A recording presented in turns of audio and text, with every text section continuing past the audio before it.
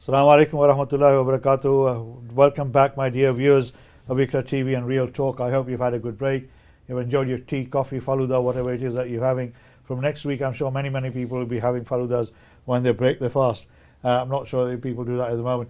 We've been talking about mosque security, after Christchurch, after Sri Lanka, and San Diego, and the attacks that have taken place in this country in the past as well, and recently as well, not in the distant future. And the government's announcement of a fund created specifically for places of faith places of worship, 1.6 million that they can ask for to help support those places of worship to become more secure and provide security and comfort for the people who come and use those places. I have with me my esteemed guest Ishtiaq Ahmed from the Council of Mosque and Mohammed Dalish from the Bradford Hate Crime Alliance. We've been talking about this issue. Now, in the first part, we talked about the extent of some of this problem, how far it is, and the responsibilities that people who run the mosque and the madrasas, have on their shoulder. Majority of them are who are not aware of it. There is this responsibility. So, and probably 90% of the people, even now, are not aware of this fund that is available. And you held this conference, which obviously disseminated this information. There were people there from the Hindu community, from the Sikh community, other faith communities. So I think it's an enormously good initiative, as I said earlier on. Moving on now, how do they access this scheme? There's 1.6 million available. It's not enough money, as you said at the top of this program. The 1.6 million, if every mosque in Bradford applied for it, would not go around the mosque in Bradford. Yet, let alone this is for the whole country. What is the sort of criteria that they have? A couple of things. One is that the fund itself will become alive and active in July. Right. But that doesn't stop the places of worship to register their interest now. Right. The government is still consulting in terms of the criteria. Some of the issues previously has been that the whole setup was too bureaucratic and beyond some of the smaller organizations to access. So they're trying to simplify that to make sure that some of the smaller organizations are also able to access and compete for it. Yeah, that criteria is still it's not sorted out. Right. Yeah, but what people can do is to register. One of the things that we are actually floating around, that it may be that we get a number of smaller masajids to actually apply as a consortium. Right. And we would like to discuss that with the government, whether that's a possibility. If we can apply as a consortium, then within that consortium, I think there will be enough skills and expertise. So you're asking for a block funding to be allocated? Yeah. Okay. Right. We are also saying to the government is that, look, around the region you have an infrastructure in the shapes of council for mosques who have their own networks. So it may be that some of this funding could be channeled through these networks to make sure that it gets to the organizations, gets to the very small masajids that we're talking about. That's one. But for me, the issue is that 1.6 million pounds is simply not sufficient. Definitely, yes. Particularly, every faith community will be competing for it. So this fund is not just for Muslims. Just for Muslims. Okay. It is for everybody. Let me just say, when this fund was first established, I sat on the government's advisory body, and that's when we've been pushing for this fund for a long time. Initially, the fund was for the Muslim community exclusively, and then in discussions with politicians and the other faith communities said, well, what about us? And that's when the government changed the criteria and opened it up to all faith communities, because they feared the fact that they might be accused of being discriminatory against the other faith communities. So we said every faith community should have access to funding for to enable them to become secure. So that is one of the reasons. And the first round of the fund, when it was allocated, because there was tremendous lack of knowledge in the Muslim community, over 80% of the funds that were allocated went to non-Muslim institutions. So this is something that's important. We need to step up to the plate. We need to become more aware of what is going on. And the Council of Mosque can help you do that. So accepting the fact that 1.6 million is not sufficient at all for the scale of the issue. and the demand that is going to be placed on it. It's going to generate enormous demand. Okay, but the fact that the government is actually saying for 1.6 billion, I made a point that at least the government is beginning to recognize Yes. that this is an issue which needs to be addressed. But the fact that there is no little money doesn't actually absolve us as our responsibilities. Okay, we have to look at as a community, and we know, our community is very generous. Millions and millions of pounds go into these places of worship. It's about priorities. It's about our business community coming forward, stepping forward, as the Jewish community does. Quite significantly. Yeah, significantly. Yes. The business community, they need to look at their own local institutions. They need to come forward. They need to also be part of this investment and lend their expertise. We can't be complacent. Let's say the government tomorrow decides that it's not going to give us any money. Exactly. The responsibility of making these institutions safe is still with us. Definitely. And I always say is that we spend hundreds and thousands of pounds in beautifying and decorating these places. Okay, Alhamdulillah. But some of that money can be actually diverted to also help these organizations to become safe. And So I think that's very important. What you're saying is the priority now needs to be changing to say, look, by all means, make beautiful mosque, but also build in security as part of the design of the mosque. And where there isn't, make sure you do that. Sorry, I think one of the things that we talked about, one issue is about lack of management and infrastructure, is that capacity building to be done amongst those small mosques as well, so that they have the capacity to actually look at some of those projects and grants. So actually do some work around their roles and responsibilities and so on. So again, if you think about the wider voluntary, there was a while ago where there was a lot of resources putting into capacity build them so they can be sustainable, and they can sort of look at those sort of things in terms of planning and finance, budgeting and so on. I think that's really important, and that could be sort of done internally through sort of organisations within Bradford to actually look at how we build that capacity, or even nationally to look at that capacity building work. Well, I think that is part of the programme, I understand, this time around, where they're going to invest some money in capacity building and training, etc. But just for our viewers who might be interested in knowing what this grant is available for, the grant can be for CCTV, for example, installing CCTV, perimeter fencing, access control gates, window locks, intruder alarms, external lighting, security doors, etc. Whatever you feel your place of worship needs in order to make it more secure and a better environment, protective environment for the people who use it, it'll that is fine. There's no sort of exhaustive list which says this is the only thing we will give you money for. And the money is up to 80%, is that right, Ishtiyaq? 80% of the cost, up to £70,000 of any work that needs to be done. The other 20% has to be found by the institution themselves. So it is a very generous offer, there's no doubt about it. There is a really generous offer, because I think the first time around it was 50%, if I remember correctly. So this time they've gone up to 80%. So the opportunity is there. As Ishtiyaq says, there's not enough money to go around the whole of the country. There's a very strict criteria of how people are going to be judged whether they merit this grant or not.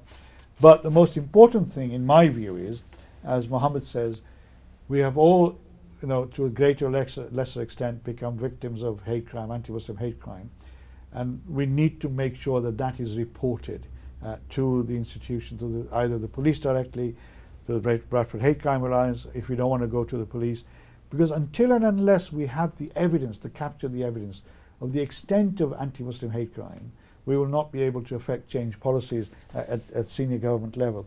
So Ishtiyaq, in your opinion, we've got the month of Ramadan coming. Every institution will feel vulnerable. I remember in the 70s, I stood in during Taraweeh. God Allah bachaya, I had a broomstick with me. I don't know what I would have done if 10, 15 National Front people sort of approached me, and there's two of us. We sacrificed at Taraweeh one evening, and we took rounds, people took rotas, because in the 70s there was a threat that the National Front was going to come and and stone and break our windows, etc. So we all took days, evenings off. So we sacrificed the Taraweehs and we stood outside as if we are bade pehlwan, try and protect our place. Do you think that is something that needs to be done with the threat level that we have at this moment, with the real rise of the extreme right, not just in this country, but throughout Europe at this moment that is going on? The month of Ramadan is coming, alhamdulillah. Allah sahi salamat rakhe sabko bhai. सबको सही सलामत रखे और सब जितने भी लोग हैं मुबारकबाद की मुस्तहिकी बिल्कुल अल्लाह ताला ने हमें एक तौफीक दी है. आमीन. Allah Ta'ala also has given us tawfiq to do whatever we need to be able to do to make our institutions and our congregations safe. ताकि जो नमाजी इन मसाजिद में इन अदारों में आते हैं वो इबादत के लिए आते हैं. ये इबादत का महीना है. बिल्कुल. सो वो अपनी इबादत को अच्छे मुकम्मल अंदाज में, सही अंदाज में अपनी इबादत के फ़राइज़ को, अपने नवाफिल को जो भी है उनको अदा कर सकें without the fear of violence, without the fear of intimidation or being attacked. ठीक, ये बड़ा ज़रूरी है. ठीक, क्योंकि लोग तो नमाज पढ़ने के लिए आते हैं ना, इबादत के लिए आते हैं. ज़हन उसमें होना चाहिए. जी हाँ, तालीम के अल्लाह के साथ होना चाहिए. यहाँ होना होता है. And they need to be able to do that free of actually this concern and worry that they are under threat. See, so I think masajid need to look at, particularly large masajid, they need to look at in terms of their security, in terms of their volunteering, in terms of actually whatever measures, practical steps they need to do. This has to be high on their agenda. Right. Yeah, and particularly during the month of Ramadan. I don't want to be scaremongering, but I think we have responsibility to make sure that each institution, each place of worship has its own issues and challenges. We need to look at each of those institutions and say what needs to be done to make sure that this institution is fit for the purpose. Right. During the month of Ramadan. That's it. And I think a number of masajid that I know actually have a special task force of volunteers, right, who stay on vigil around the mosque, partially to guide people in and out of the masajids, but partially to look at the car parks and look at the safety of the cars and traffics and that kind of thing, but partially also to make sure that the place is secure from any external threats. I think that is, masajids need to really look at that. You see, young people particularly have a role to play as a volunteers. My heart breaks when I see a 80 years old wearing a kind of a yellow jacket standing outside the masajid as a safety or security volunteers. Okay, we need our people who are in 20s and 30s to actually to be able to do that role. That is their contribution. They were, young people. What would you say to those who are very sort of orthodox and strong in their faith? Allah ki marzi hai, hum namaz padh lenge, jo hona hai wo hoga. I think that mind is changing. Right. I think that mind. I think even those in their 80s and 90s. Who have been actually managing and running this mosque for, even they realize that they cannot actually hide away from that responsibility in terms of security. Right. It's getting that, I think, getting that connection together. One of the things I say to a lot of my young people who want to get involved with the mosques, and they say they don't let us in, okay. And then I say to them, well, what's your approach? If you go and tell someone who's done 40, 50 years of service in that mosque and say, you're useless, you are no longer fit for the purpose, okay, you don't speak the language, you don't know anything about the laws and legislation of this country, you don't know what this adara is something, well, that person is not going to take an exception to it, isn't it? He or she has invested 30, 40 years of his life. Yes. That's one approach. The other approach is say, Babaji, alhamdulillah, you've done a lot for us. A lot for us. We appreciate, okay, and we respect what you've done. Something. Carry on, but we also bring something additional to it and new to it. Yes. And if you go with that approach, I think, then a lot of our elders do respond positively and are very responsive to it. So it's about getting that approach right as well. In terms of practical sort of solutions, obviously, the connection with the police. I mean, you said right at the beginning, some of our people think what are the police doing, what are the council doing, you know, what are the security services doing. It should be their responsibility. But in terms of practicality, the relationship between the institutions and the police, how can they enhance that? What do they need to do in terms of connectivity between the institution and the police? I know the police will be putting on extra patrols during the month of Ramadan, because that's what the Police and Crime Commissioner said to us, you know, on Saturday, and as well as, you know, in the past. But in your opinion, I think it's about engaging with a lot of the time it'll be the police community support officers on a daily basis to engage with them, have a conversation with them on a regular basis to sort of understand what they're doing, what's happening around the mosque, what time they're going to fish, and also letting the community around them know, because there might be others around the community who think, well, what's going on? So letting people know, letting police or letting the other agencies know, the neighbourhood officers, the wardens, the local authority, actually working together and engaging. We'll be working together to keep an eye on what's happening, what information is coming through, and how we can respond, letting people know. But also the mosque, getting people actually engaging with those communities, but having a coffee with them, inviting them for iftar. Again, one of the things that slowly started over the last 4 or 5 years is having open iftars and so on. Again, having those to bring people in, communities in, so they actually understand what's going on.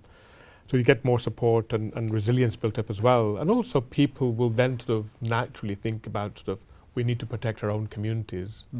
So we had sort of over the weekend, a lot of Muslims going outside churches, post the Sri Lankan thing. So again, it's about sort of, and then we had a lot of Christians coming and standing outside mosques after Christchurch.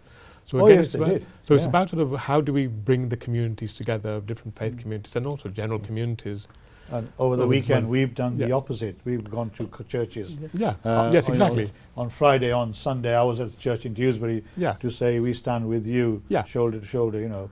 The month of Ramadan is a month of blessing. It's also a month of connectivity. Connecting with each other, but also I think connecting with your communities.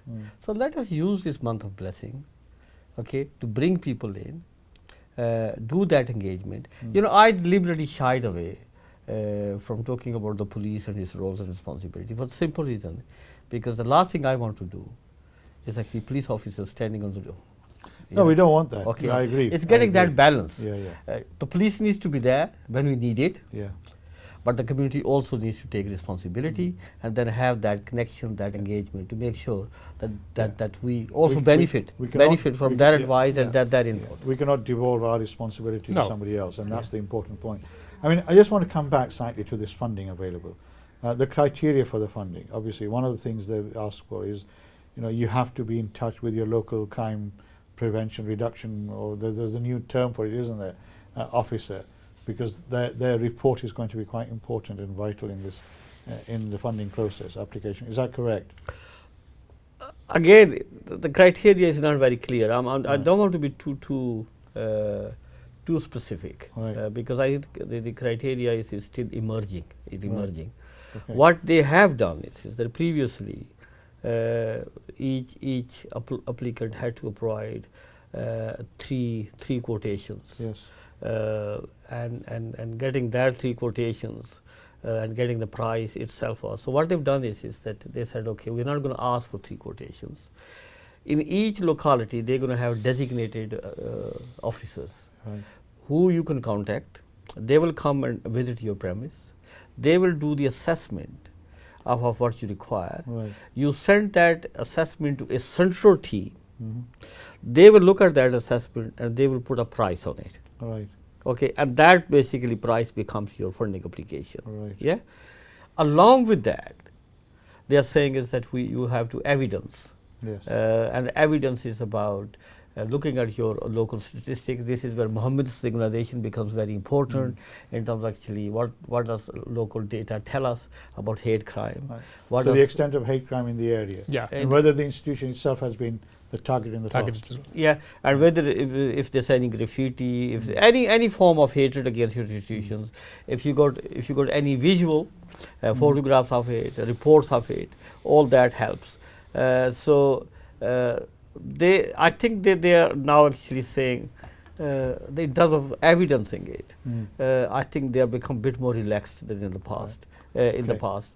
But having a link with the hate crime, having a link with your police, having a link with your local authority officers, right officers, getting their input assessment is very important. And that's why I think what is important is that a lot of this may be beyond some of the smaller organizations. Yeah, yeah. So if, as a Council of Mosque is saying that if we can actually look at a consortium bid, then maybe we'll be able to. Well, good luck with that. I think that's a good point. Yeah. I think we're rapidly coming to the end of the program. Obviously this is something that we as a Muslim community need to be aware of. So anybody who's watching this program, and I know there's many of you, if you know people who run our mosque and madrasas, please bring this matter to their attention. Tell them that they have two responsibilities, well, more than two responsibilities.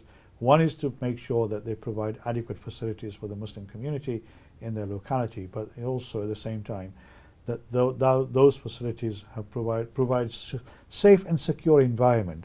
And within that, as custodians, going back to the very valid, very purposeful sort of word that you use, Ishtiyaq, as custodians of that place of worship, that we have a responsibility to make sure that we provide a safe environment and we provide adequate security within those places of worship.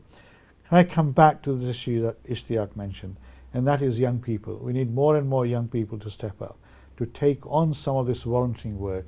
As he says, people have been doing this for 30, 40 years. They need some support and assistance from the young people. And I know there are many young people out there who do enormous amount of good work, and not just in Ramadan, but especially in Ramadan, but also outside Ramadan, in making sure that the mosque and the madrasas run effectively and efficiently. But we are at a critical stage. As the Chinese proverb goes, may you live in interesting times. Some say it's a curse. We have seen the rise of the far right. And last week I received a report from the Home Office. It's not a public report, but since Christchurch, and Sri Lanka, the online activity of the far right has been monitored, and it's gone up by 2,000%. So there is enormous amount of issues out there. But my final point on this is going to be, if you are the victim of hate crime, and this anti-Muslim hate crime, please, Allah ke waste, report it.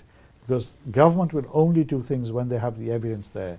Unless we report it, nothing's going to really change. So whether it's a very minor issue or a substantial issue, either report to the Bradford Hate Crime Alliance if you're not comfortable about going to the police, or there's a True Vision. You can report it on there. Can I say thank you very much to Ishtiyaq, thank you very much to Muhammad for coming. Really important subject. I hope you found it interesting. May Ramzan, Allah bring you peace and blessings of Ramzan, gives you the opportunity to spiritually uplift yourself. Assalamu alaikum wa rahmatullahi wa barakatuh. हमारे सब के लिए दुआ करना रमज़ान के मुबारक महीने के अंदर में. Thank you very much, and inshallah I'll see you after Ramadan.